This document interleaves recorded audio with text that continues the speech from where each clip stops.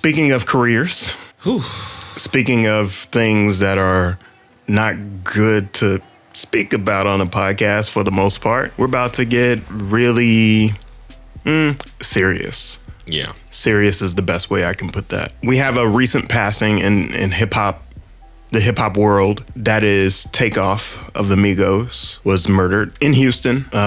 They speculate that it was during a dice game. There's ongoing reporting about that. I won't get into those details, but I think when we come to this conversation today, we're thinking about how violence is impacting hip-hop and the conversation around that. So the clarifying questions that we're kind of looking for in this conversation today is, does hip-hop come with inherent violence? Should we, as artists, me and Joe, be in a different genre of hip-hop artists? Can you rap without living out your raps?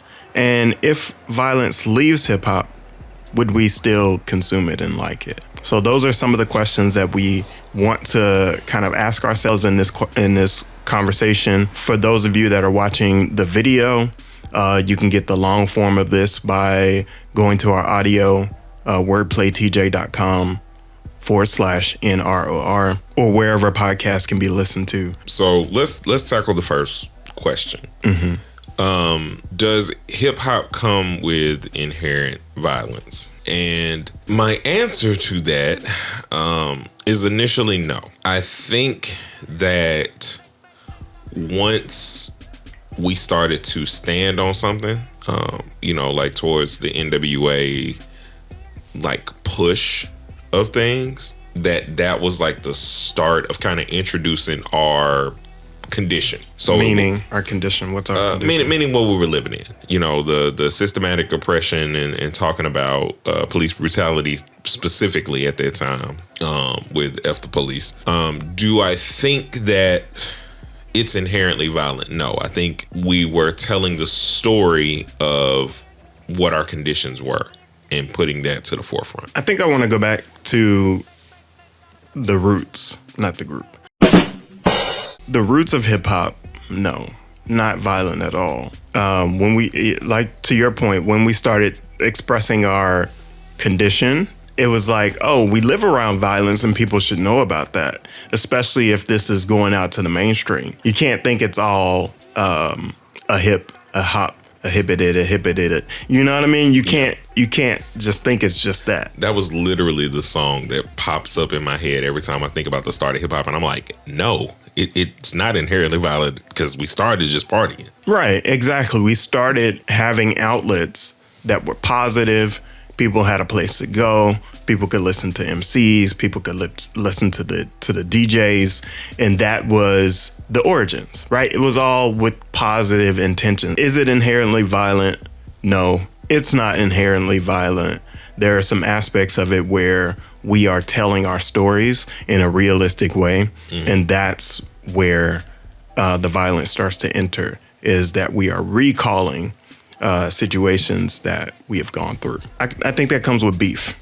Mm-hmm. And a major crutch point when hip hop artists beef is being real. The more real you are, in some cases, the more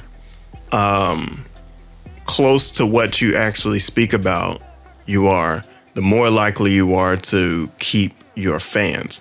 But even if they are, people still are like, you still live it? How can I check your resume? You know what I'm saying? Of course, right? Like, people still are talking about those 92 bricks.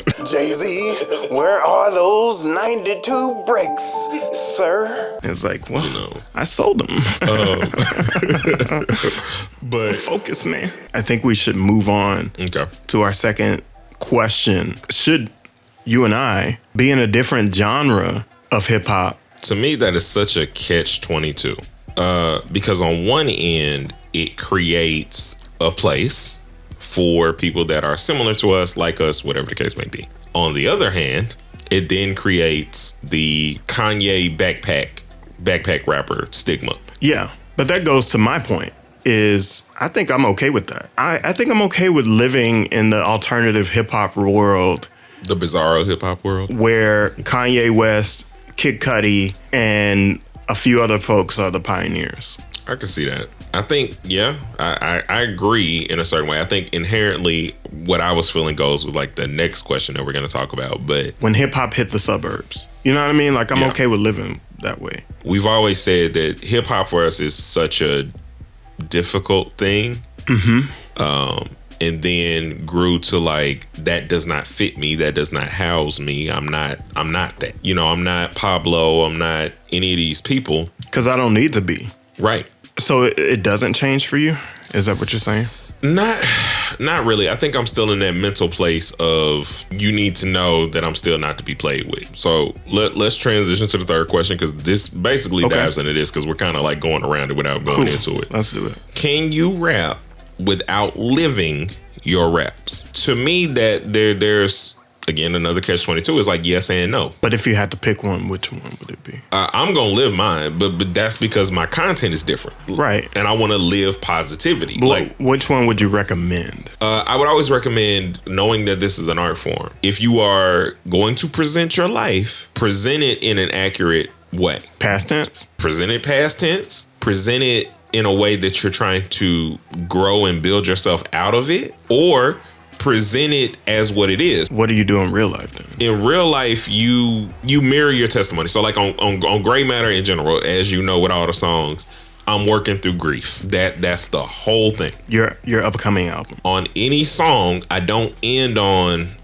I'm just lost and hurt. I end on, this is my step. This is what I need to do. This is what I want to do. Or I'm just, honest about what's going on around me, kind of thing. When I think, can you rap without living out your raps? I don't think that the consumer base will allow that. Really? I think we're mature enough to handle music that doesn't, but we also are always drawn towards the sauce. If Drake and Pusha T came out with a song tomorrow, what do you think it would do? It would sell more records. So they don't have to meet with that same energy. Well, it's because of the energy that it would sell more records. Yeah. You know what I mean? Like it's a magnet. So it started off with drama. Same way the positive version of this is 50 Cent and Kanye. That's what I'm saying. But the positive version of that is not the rule. You know what I mean? True. It's